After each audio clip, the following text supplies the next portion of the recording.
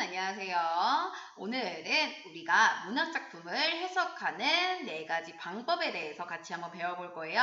4가지 방법을 같이 한번 배우고 그 다음에 3차시 과제였던 학습활동에서 적용이 어떻게 되어 있는지 한번 선생님하고 확인해 보도록 할게요. 그러면 오늘 수업 시작해 보도록 하겠습니다. 그럼 선생님하고 오늘 배울 학습 순서 먼저 한번 볼게요. 첫 번째로는 문학작품을 해석하는 다양한 방법이 있습니다. 그 방법에 대해서 선생님하고 먼저 같이 볼 거고요. 그 다음에 우리 3차시 과제였던 학습활동 48쪽에서 50쪽 선생님하고 같이 한번 확인 한번 해보고 다음 시간 안내하고 마치도록 할게요. 자, 일단 첫 번째 문학작품의 다양한 해석 방법에 대해서 한번 볼게요. 자, 우리 교과서 52쪽 밑에 나와 있는데 사실 너무 짧아요. 설명이 좀 부족할 수 있다고 생각이 돼서 선생님이 같이 설명을 좀 하려고 합니다. 일단 선생님이 한눈에 볼 수 있도록 그림을 하나 준비했어요. 자, 문학작품 해석하는 방법은요.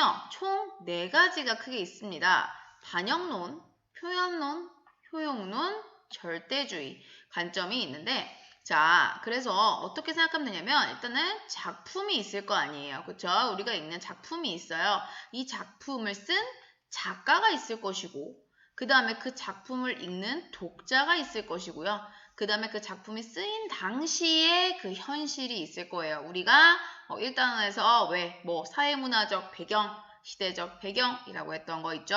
자, 그래서 우리가 그렇게 다양한 관점, 총 4가지 입장에서 해석을 하게 되는데 이 방법들에 대해서 한번 선생님하고 간단하게 볼 텐데 자, 우리 교과서에는 아마 이렇게 나와 있을 거예요. 작품 자체에 주목하여 해석하기, 작품과 작가의 관계 중심으로 해석하기, 작품과 현실의 관계를 중심으로 해석하기, 그 다음에 작품과 독자의 관계를 중심으로 해석하기 이렇게 설명이 되어 있고 그 다음에 옆에 쓰여 있을 텐데 여러분 이렇게 문학작품을 해석하는 방법, 절대론, 표현론, 반영론, 효용론적 관점은 우리 고등학교에 가면 고등학교 문학 시간에 또 등장을 합니다. 또 나오기 때문에 이번에 배울 때 선생님이 조금 고등학교 용어도 가져왔어요. 그래서 여러분이 꼭 같이 기억을 했으면 좋겠습니다. 자, 하나하나 선생님하고 조금 같이 볼게요.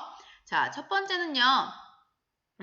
자, 내재적 관점이라는 걸 먼저 볼게요. 내재적 관점은 딱 하나 있습니다. 내재적 관점은 뭐냐면요. only 작품, 그 작품만 보는 거예요. 다른 거는 신경 쓰지 않아요. 작가든 독자든 현실이든 아무것도 신경 쓰지 않고 작품에 표현된 그 표현 그 자체에만 집중을 하는 거예요. 자, 그래서 내재적 관점은요. 우리가 절대론적 관점이라고도 부르고요. 그 다음에 절대주의적 관점이다 라고도 불러요. 그래서 핵심은 뭐다? 그 작품만 보는 거예요. 그래서 작품만 본다는 건 선생님 뭐예요? 라고 한다면 그 작품의 내용에 집중을 하고요. 그 다음 작품의 구조가 어떤지, 몇 연인지, 몇 행인지, 그리고 우리가 선경후정이라고 해서 경치를 노래하고 그 다음에 감정을 얘기했는지 등등등 이런 방법을 생각하는 거고 그 다음 표현 방법 알죠? 역설, 반어, 그쵸? 그 다음 반복 이런 식으로 정말 그 작품에 쓰인 것만 집중해서 보는 거예요. 자, 선생님이 예를 하나 준비했어요. 자, 우리 1학기 때 배웠던 상처가 더 꽃이다라는 작품 기억나죠, 여러분? 그쵸? 자, 이 작품을 내재적 관점으로 아마 선생님하고 분석을 했을 거예요. 그쵸? 시어의 의미에 집중했고 그 다음에 시에 쓰인 표현법에만 집중을 했었던 작품이에요. 자, 그래서 상처가 더 꽃이라는 시는 내재적 관점에서 우리가 생각을 해보면 1년으로 쓰인 시였고요. 그 다음에 상처와 꽃이라는 이런 대조적인 의미의 시어가 쓰였었어요. 그쵸? 두 개의 의미가 반대였죠. 그쵸? 자, 그 다음에 또 역설적 표현. 우리가 왜 상처보다 꽃이 아름답다고 생각하는데 상처가 더 꽃이다, 더 아름답다라는 말을 썼어요. 그쵸? 그 다음에 그래서 상처가 더 귀하고 아름답다라는 나름의 주제를 전달하고 있고 해서 이렇게 작품 자체만 바라보는 걸 우리는 내재적 관점이다 라고 얘기합니다. 알겠죠? 내재적 관점. 자, 그 다음에 두 번째 관점으로 넘어가 볼게요. 두 번째는 뭐냐면요. 외재적 관점이 있어요. 여러분 아까 앞에서 표를 선생님이 잠깐 넘어갔는데 내재적 관점은 우리 절대론적 관점, 절대주의적 관점에서 딱 하나고요. 나머진 다 뭐냐? 밖에서 보는 거예요. 작품 밖에서 바라보는 거라서 외재적 관점입니다. 이 그림 기억하죠? 작품이라는 틀 안에서만 보면 이 안, 내재적 관점. 작품 밖에 있는 것들에서 영향을 줘서 이렇게 관찰을 한다 라고 하면 외재적 관점. 이렇게 되는 거예요. 그래서 외재적 관점은 총 3가지가 존재하게 돼요. 자, 그 중에 가장 먼저 설명 생각해 볼 거는 첫 번째 표현론적 관점입니다. 표현론적 관점은 뭐라고 생각하면 되냐면 작가가 어떻게 표현하니? 그 작가는 어떤 사람이길래 이렇게 표현했을까? 라고 해서 작가에 대해서 잊어서는 안 됩니다. 표현론적 관점은 작가, 표현하는 사람은 누구야? 작가죠. 그쵸? 표현하는 사람 작가, 표현론적 관점 이렇게 되는 거예요. 자, 작가의 의도를 중심적으로 생각해야 되는데 그 작가가 왜 썼는지, 그치? 작가는 어떤 삶을 살아왔는지, 가족관계는 혹시 어떤지, 그 다음 그 작가는 어떤 배경에서 성장했는지, 그 작가의 종교는 뭔지, 그 작가는 어떤 생활에서 살아왔는지 이런 걸 작가의 삶에, 작가에 집중해서 관찰을 하는 게 바로 우리가 표현론적 관점이라고 하는데요. 선생님 예를 또 들어놨어요. 우리 님의 침묵이라는 한용운 시인의 굉장히 유명한 작품이에요. 자, 보면요. 님은 같습니다. 아, 사랑하는 나의 님은 같습니다. 라고 해서 되게 이 부분은 유명해서 여러분이 한 번쯤 들어봤을 거라고 생각을 하는데 자, 여기서 이 님의 의미는 굉장히 다양하게 해석이 돼요. 아마 작품만 딱 읽으면 님이라는 게 아, 사랑하는 사람이 같구나 라고 쉽게 생각할 수 있어요. 자, 그렇게 관찰하는 건 뭐? 그냥 내재적 관점. 그쵸? 자, 하지만 한용운은 직업이 뭐였냐면요. 승려였어요. 스님, 승려였어요. 자, 그래서 한용운이 승려의 삶을 살았다는 것을 고려하면 여기서 님은 뭘 의미할 수 있냐? 부처를 의미한다고도 볼 수가 있습니다. 자, 그래서 부처를 의미한다고도 볼 수 있고 뭔가 종교적 깨달음을 얻기 위한 그런 고통을 겪은 과정을 노래한 시다라고 생각해 볼 수도 있다라는 거예요. 뭘 생각했을 때? 작가가 승려라는 걸 고민했을 때. 그쵸? 자, 그래서 작가를 중심으로 이 작가가 어떤 삶을 살았지? 그러면 표현론적 관점 이렇게 넘어가야 되는 겁니다. 자, 그 다음에 세 번째 갈게요. 세 번째는 뭐에 집중을 하는 거냐? 바로 현실에 집중하는 거예요. 이 작품이 쓰인 시대적 배경, 시대 배경이 어땠어? 라고 생각하는 거. 자, 그래서 그걸 우린 뭐라고 하냐? 반영론적 관점이라고 합니다. 시대를 반영했다, 현실을 반영했다라고 해서 반영론적 관점 이렇게 나오는 거예요. 그래서 시대적 상황을 절대 잊어서는 안 되는 건데 선생님하고 같이 아마 껍데기는 가라 이 작품을 볼 때 특히 반영론적 관점에서 아마 선생님하고 같이 분석을 했을 텐데 작품이 쓰인 당시의 현실이 어땠는지 그 시대 배경에 집중해서 같이 바라보는 거예요. 선생님하고 같이 신동엽 시인의 그 껍데기는 가라라는 거 봤을 때 선생님이 설명했어요. 이 작품은 1960년대에 쓰인 작품으로 그때 민주화에 대한 열망이 굉장히 가득했다라고 하면서 좀 더 자세히 설명하면 1960년 4월 19일에 뭐가 있었어? 4.19 혁명이 있었죠. 그쵸? 자, 그래서 그 4.19 혁명은 독재 물러나라. 그리고 우린 민주주의를 원한다. 라는 그 반독재 민주주의 운동이었어요. 그래서 학생과 시민이 정말 그 민주주의를 찾기 위한 그 순수한 마음에 4.19 혁명을 일으켜서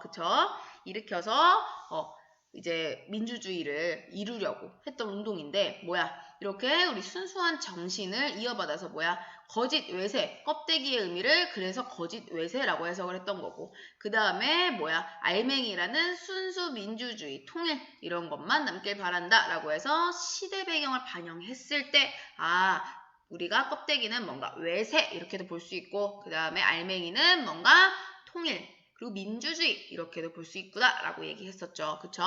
자, 그래서 시대 배경, 현실을 반영하는 걸 우리는 반영론적 관점이다 라고 합니다. 자, 그 다음 마지막 하나 나와 있어요. 마지막 뭐냐면요. 마지막은 여러분 자신한테 집중하시는 거예요. 자, 독자에게 집중하는 건데요. 외재적 관점 중에 하나, 마지막인 독자, 효용론적 관점입니다. 내가 어떻게 받아들였냐, 내가 어떻게 흡수했냐라는 거예요. 자, 어떻게 생각하면 되냐면요.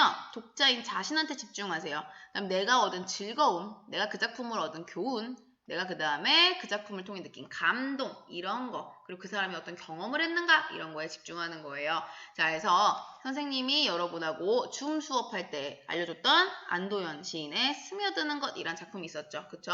여러분이 대부분 무슨 경험을 했으니까, 그치? 간장게장을 뭔가 먹어본 경험, 그치? 그 간장게장 담그는 과정을 본 경험이 있기 때문에 뭐야, 여러분은 이 시를 듣고 나서 선생님 간장게장이 생각나요? 라고 얘기했죠. 그쵸?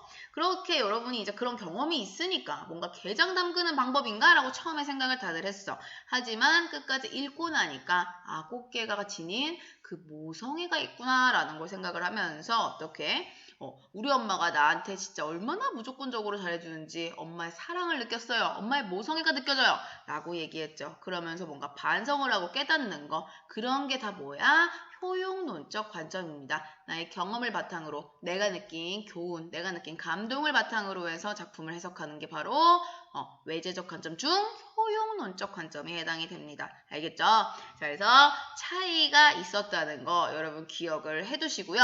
우리 교과서 52쪽 밑에 너무 간단하게 적혀 있죠. 그쵸? 너무 간단하게 적혀 있기 때문에 그 각각의 방법들에 대해서 반영론, 효용론, 내재론, 그 다음에 또 하나 뭐 있었지?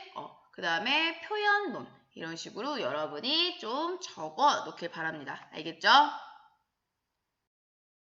그러면 3차시 과제였던 학습활동 선생님하고 같이 한번 볼 텐데 아이들이 지금 시를 해석하는 방법이 조금 차이가 있었어요. 여러분이 그거를 어떤 방법인지도 선생님하고 같이 한번 찾아보면서 한번 답을 한번 생각해 볼게요.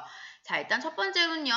자, 하연이와 민규가 시를 해석한 내용과 그 근거를 정리해보자 라고 얘기했네요. 그쵸? 자, 일단은 하연이가 이 시는 겨울에서 봄으로 계절의 변화를 노래한 작품이야 라고 얘기했어요. 그쵸? 자, 그러면서 이제 나름의 그 근거를 들어주죠. 그쵸? 근거를 들어줍니다. 자, 근거 첫 번째는 뭘 들었어? 춥고 긴 겨울이 끝나지 않을 것 같아도 시간이 지나면 뭐는 찾아와? 그치, 봄은 찾아와 라고 얘기하면서 얘기하죠. 그쵸? 자, 그래서 춥고 긴 겨울이 끝나지 않아도 시간이 좀 따뜻한 봄은 찾아오잖아 라는 나름의 자신의 근거. 그쵸? 그러면서 겨울은 매운 눈보라, 그 다음에 미운 새부치들로 이런 차갑고 딱딱한 느낌으로 주는 단어로 표현을 했고, 그 다음에 봄은 너그럽고 빛나고 움트는 것이라는 따뜻하고 부드러운 느낌을 주는 단어로 표현을 했어. 그러면서 계절의 변화를 표현했어 라는 거죠. 그쵸? 자, 그래서 여기에 적어주면 되겠죠. 밑에 뭐라고 적어줘야 될까? 자, 근거 뭐라고 적어내야 되지? 자, 뭐가 지나면 일단 뭐가 온다. 그치? 자, 춥고 긴 겨울이 끝나면 뭐가 온다? 봄이 온다. 봄이 오는데 이 친구 나름대로 지금 근거를 들어서 설명을 했어요. 그쵸? 자, 나름대로 근거를 뭐라고 들었니? 자, 겨울은 뭘로 표현했어? 겨울은 매운 눈보라. 그 다음에 미움의 쇠붙이들로. 그 다음 봄은 뭘로? 너그럽고 빛나고 움트는 것으로 표현해 뭐의 변화를 느끼게 해줘? 그치, 계절의 변화를 명확하게 표현했다라는 거죠. 그쵸? 그래서 지금 뭐에 집중해서 해석을 했어? 시 자체에 집중을 해서 지금 해석을 했죠. 그쵸? 자, 그 다음에 민규의 입장에서 한번 생각을 해볼게요. 자, 민규는 뭐라고 했어? 자, 이 시의 화자는 어렵고 힘든 처지에 있지만 희망을 기다리고 있어. 희망을 기다리고 있는 것 같았어요. 봄은 이란 작품이죠, 지금.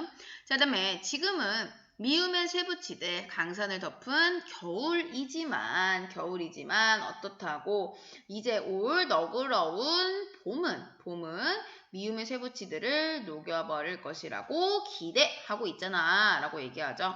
자, 한번 볼까? 지금 근거가 민규권 제시되어 있어. 자, 미움의 쇠붙이들 강산을 덮은 겨울, 이런 걸 통해서 이거는 힘든 처지라는 거를 알 수 있었고, 그 다음에 이제 올 너그러운 봄, 미움의 쇠붙이들을 통해서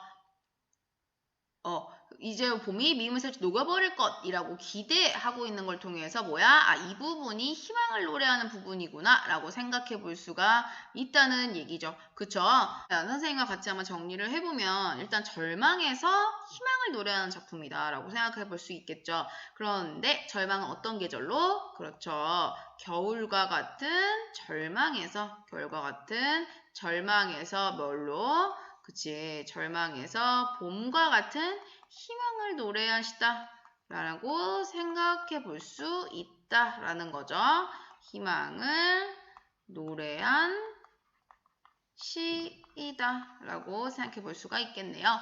자, 그래서 지금 이 친구들이 해석한 관점은 어떤 관점에 가까워?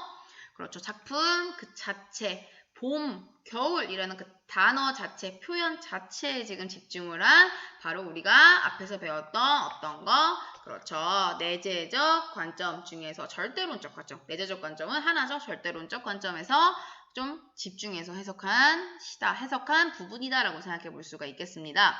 자, 그러면 두 번째 49쪽 한번 가볼게요. 자, 같은 시를 읽은 하은이와 상준이가 또 해석이 달랐나 봐요. 한번 볼까요? 자, 하은이는요, 이 시를 읽으니 봄의 풍경이 떠올랐어 라고 얘기하면서 지난 봄에 하은이는 뭐야? 가로수에 싹이 돋아있는 모습을 봤나 봐. 근데 정말 예뻤다 라고 하면서 이건 뭐야? 자신의 경험이 되겠죠. 그쵸?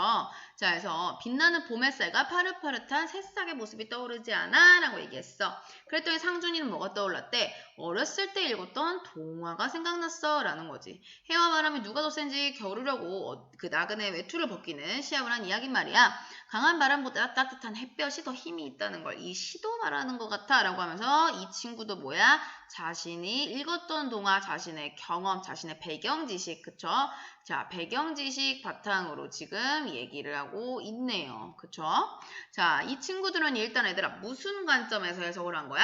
독자인 자신의 경험과 배경 지식이니까 그죠? 효용론적 입장에서 조금 해석을 하고 있다라고 생각해 볼 수 있겠죠. 자, 그럼 일단은 생각이 다른 까닭을 얘기해 보자라고 했어요. 자, 왜 달라? 얘네 둘이 지금 뭐가 달라?